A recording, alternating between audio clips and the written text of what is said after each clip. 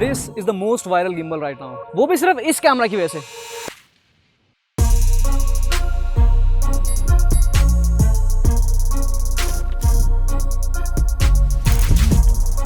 देखो I am not a fan of gimbal, क्योंकि gimbal use करना मुझे थोड़ा सा हैसल लगता है। देखो ये गिम्बल मैंने 2 महीने पहले लिया था एंड इससे पहले मेरे पास गिम्बल था लेकिन मैं यूज नहीं करता था उसको उतना, क्योंकि वो थोड़ा सा मुश्किल था यूज करना, मतलब उसका सेटअप करना, उसको बैलेंस करना, वो थोड़ा सा एक हैसल था। इसीलिए आज की इस वीडियो में इस गिम्बल का मैं आपके साथ लॉन्ग टर्म एक्सपीरियंस शेयर करने वाला हूँ, मतलब क्यों मैंने इस गिम्बल को लिया, क्या ये गिम्बल आपको लेना चाहिए या फिर नहीं। इस गिम्बल में वैसे तो सब कुछ सही है, लेकिन इसमें एक बहुत ही बड़ी कमी है जो बहुत ही बेसिक है, इसकी हम आगे बात करेंगे। देखो ये है DJI RS4 mini combo and इसका मेन सेलिंग पॉइंट है ये कैमरा ट्रैकर। अब इसका बेसिक काम ये है कि आपके सब्जेक्ट को ट्रैक करना एंड हमेशा फ्रेम में रखना। अब मैंने इसे मैग्नेटिकली अटैच कर दिया एंड अब जस्ट मुझे ऐसे गेस्चर करना है एंड ये मुझे ट्रैक करना स्टार्ट कर देगा। अब देखो मैं जहाँ भी मूव कर रहा हूँ ये कैमरा मुझे ट्रैक कर रहा है, मैं इधर जाता हूँ, लेट्स सी कितनी दूर जाता है ये, ठीक है। बीच में पेड़ आ रहा है, ऑब्स्टेकल्स आ रहे हैं, तब भी सही है। एंड बीच में अगर मेरे बीच में इंसान भी आ गए तब भी ये मुझे ट्रैक कर लेगा। लेट्स सी ये कंफ्यूज तो नहीं हो रहा, ये देखो मुझे ही ट्रैक कर रहा है ये देखो, इसका ट्रैकिंग काफ़ी बढ़िया है। अगर मैं इधर पूरा घूम जाऊँ तब भी ये मुझे ट्रैक कर रहा है यार।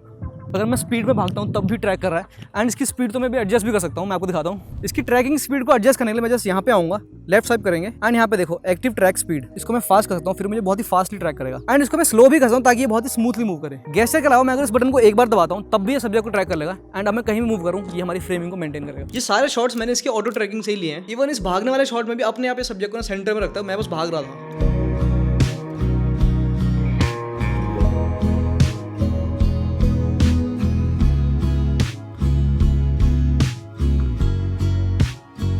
मैं इसमें फ्रेमिंग को एडजस्ट कर सकता हूँ एंड फिर ये हमारी फ्रेमिंग को भी सेम रखेगा। इसमें देखो कॉम्पोजिशन के 2 ऑप्शन मिलता है, एक है सेंटर ट्रैकिंग एंड एक है कीप करंट फ्रेमिंग। तो आप अपनी फ्रेमिंग इसको मूव करके पूरा कर सकते हो एंड फिर आपकी फ्रेमिंग को ही फॉलो करेगा। अभी जैसे मान लो मुझे अपना करंट फ्रेमिंग सेट करनी है तो मैं यहाँ पे आऊँगा कीप करंट फ्रेमिंग एंड मैंने इसको 3rd पर रखा हुआ है एंड अब मैं बटन दबाऊंगा एक बार, अब ये ट्रैक करना स्टार्ट कर देगा। चलो अब ये हमेशा इसको इस वाले 3rd पर रखेगा एंड सेंटर मूव नहीं करेगा, चाहे मैं कितना स्लो चलूँ कितना फास्ट चलूँ। ये देखो ये अपने आप मूव कर रहा है एंड 3rd को फॉलो कर रहा है। इस तरह से आप जो भी फ्रेमिंग करोगे ना ये उसको फॉलो करेगा। ये गिम्बल यूज करना काफी ईजी है, क्योंकि एक तो ये बहुत ही लाइट वेट है, इसका वेट ऑलमोस्ट 800 ग्राम है, लेकिन फिर भी ये अपने से डबल वेट उठा लेता है। मतलब मेरे R5 को ये इजीली बैलेंस करता है विद 50 mm एंड कई बार मैं 85 भी लगाता हूँ वो भी बैलेंस हो जाता है, बट 135 mm को ये बैलेंस नहीं कर पाता क्योंकि उसका वेट आगे थोड़ा ज्यादा है। बट स्टिल मोस्टली काम की जो फोकल लेंथ है वो सारी ये इजीली बैलेंस कर लेता है एंड इस गिम्बल को ना बैलेंस करना भी बहुत ही ईजी है। इसको बैलेंस करने के लिए ये प्लेट में अपने कैमरे पे लगाऊंगा, इसके साथ अलग से ना आगे ये प्लास्टिक का एक पीस है जिससे ये पूरा स्ट्रेट हो जाता है। तो देखो प्लेट्स में लग गई है, अभी हम जस्ट इसको स्लाइड करेंगे यहाँ पे एंड इसको लॉक करते हैं। अब देखो बैलेंस करते हैं सबसे पहला स्टेप हमारा होता है कि हमारा गिम्बल ऊपर की तरफ ऐसे बैलेंस रहे। अभी हमारा इसका वेट पीछे जा रहा है बहुत ज़्यादा, तो मतलब ये वाला जो एक्सेस है ये हमें आगे लेके जाना है। इसको अनलॉक करते हैं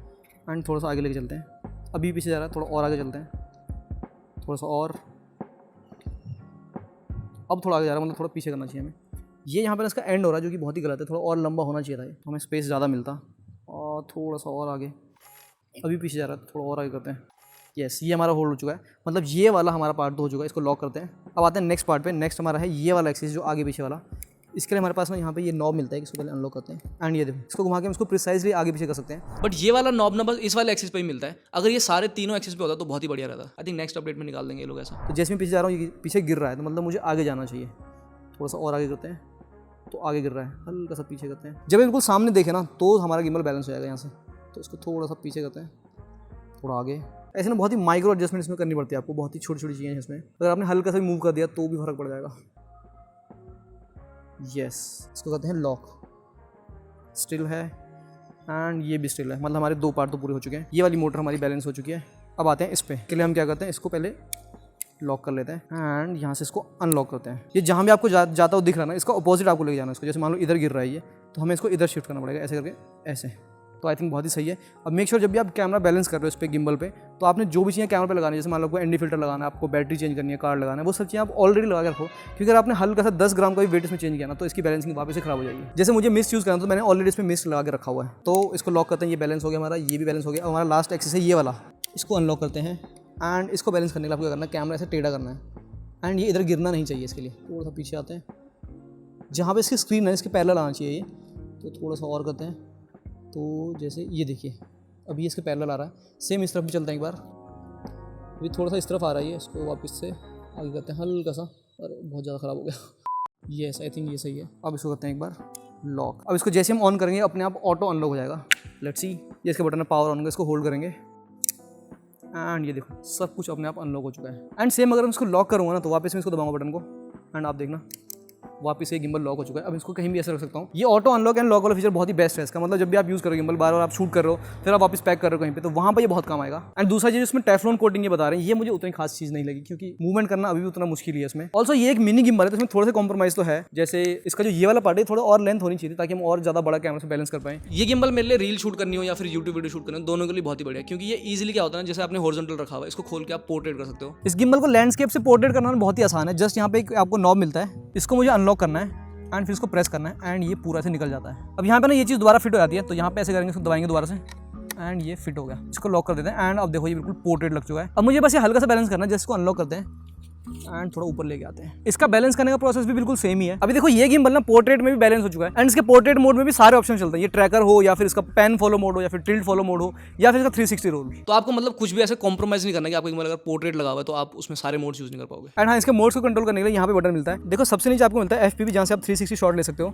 फिर आपको मिलता है पैन फॉलो एंड फिर आपको मिलता है पैन टिल्ट फॉलो, मतलब ऑल फॉलो। मैंने मोस्टली इसको जब भी यूज किया पोर्ट्रेट में यूज किया एंड बहुत ही परफेक्ट काम करता है पोर्ट्रेट में। इसमें 360 शॉट्स लेना बहुत ही ईजी है। मैं आपको दिखाता हूँ लेके एक शॉट। इसको डालते हैं FPV पे। अब मैं इसका 360 शॉट लूँगा। जस्ट मुझे क्या करना है, बटन रोल करना है ऐसे एंड ये लो, चलते रहो। यस यस यस, भागो भागो भागो भाई। 360 शॉट लेना इतना इजी किसी गिम्बल में नहीं। इसकी जो डिस्प्ले उससे मेरे को कोई कंप्लेन नहीं है, मतलब वो बहुत ही बढ़िया है, एमोलेड है, आउटडोर में विजिबिलिटी काफी बढ़िया रहती है एंड ये फोन ऐप से कनेक्ट भी आता है। इसकी जो ऐप है वो मुझे काफी बुरी लगी भाई, उसमें बहुत सारे ऑप्शंस नहीं है, इवन वो लैग भी होती है कभी कभी एंड कनेक्शन भी उतना स्ट्रॉन्ग नहीं रहता, तो उसको आई थिंक इंप्रूव कर सकते हैं। बाकी ये वायरलेसली मेरे कैमरा से कनेक्ट भी हो जाता है, तो मैं इसका रिकॉर्डिंग वाला फंक्शन या फिर जूम इन जूम आउट वाला फंक्शन यही यूज कर सकता हूँ। एंड पुराने कैमरास के लिए वायर्ड का ऑप्शन तो है ही। एक और चीज जिसके लिए मैंने इसी गिम्बल को कंसिडर किया वो ये कि ये फोन एंड कैमरा दोनों को बैलेंस कर सकता है। मैंने इस पर अपना आईफोन बहुत बार बैलेंस करके यूज किया है एंड बहुत ही परफेक्टली काम करता है, मतलब ऑलमोस्ट जैसा कैमरा ही काम करता है वैसे ही इसमें फोन चल जाता है। वैसे DJI इसके लिए अलग से 4-5 हज़ार रुपये का एक क्लैम्प बेचता है, लेकिन आपको वो लेने की जरूरत नहीं है। मैं अपना ये बेसिक सा फोन का जो होल्डर है ना ये इस पे लगाता हूँ, लेकिन इसका ना वेट पूरा पीछे की तरफ जाता है क्योंकि ये प्लेट बहुत ही छोटी है। हमें आगे की तरफ वेट ऐड करना, तो मैं क्या करता हूँ यहाँ पे कोई भी चीज ऐसे रख देता हूँ, जैसे मेरी बैटरी हो गई या फिर SSD हो गई, तो उससे क्या होता है वेट बैलेंस हो जाता है। अब बात करते हैं इसकी बैटरी लाइफ की, जो कि बहुत ही बढ़िया है। मतलब मैंने इसको एक बार चार्ज किया, ये पूरा दिन निकाल लेता है इजीली। अगर मैं 7-8 घंटे शूट कर रहा हूँ तो ये लगातार 7-8 घंटे शूट कर सकता है एंड नॉर्मली आप एक दिन में इतना शूट नहीं करते हो, एक बार इसको चार्ज करो पूरा 1 हफ्ता निकाल देता है। एंड Type-C से ये फास्ट चार्ज भी आता है, तो मेरे पास जो फोन का चार्जर है मैं उसको उसी से चार्ज कर लेता हूँ। इसके लिए अलग से कोई ऐसा चार्जर लेके घूमना नहीं पड़ता। इस गिम्बल से मैंने बहुत सारा शूट कर लिया। अभी रिसेंटली मैं वाटरफॉल पे गया था, पानी के अंदर, मतलब ऑलमोस्ट आधा पानी के अंदर था एंड वहां पे हमने इस गिम्बल को बैलेंस करके शूट किया। पानी कितनी लहरें आई थी लेकिन फिर भी बहुत ही स्टिल शॉट्स आए इससे। वो सारे शॉट्स आपने मेरे इंस्टाग्राम रील पे वैसे देख ही लिए होंगे। मैंने इसको बाय करते हुए इसका कॉम्बो पैक लिया था, जिसमें ये ट्रैकर तो मिलता है लेकिन साथ में ये हैंडल भी मिलता है, जिससे आप लो एंगल शॉट ऐसे ले सकते हो